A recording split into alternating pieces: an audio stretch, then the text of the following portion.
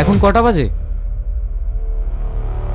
বাড়িতে তো বেকার বসেই থাকো, টাইমটা তুমি দেখো। আমি না হয় বেকার, কিন্তু তুমি এত রাত অবধি কি করছিলে শুনি? পডকাস্ট। জীবনে নাম শুনেছো? যারা সেলিব্রিটি তারাই জানে এর মানে। ওসব জেনে আমার লাভ নেই, বাড়িতে বাচ্চা আছে। অন্তত এর মুখের দিকে তাকে একটু তাড়াতাড়ি বাড়ি আসতে পারো। দেখো, আমি তোমাকে প্রথমেই বলেছিলাম আমি একজন সেলিব্রিটি, আমি এখন বাচ্চা নেব না। তুমি জোর করে নিয়েছিলে, তাই এখন বাচ্চার দেখভাল করার দায়িত্ব তোমার।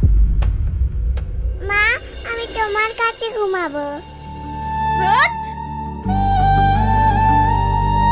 চলো মধু, তুমি আমার কাছে ঘুমোবে।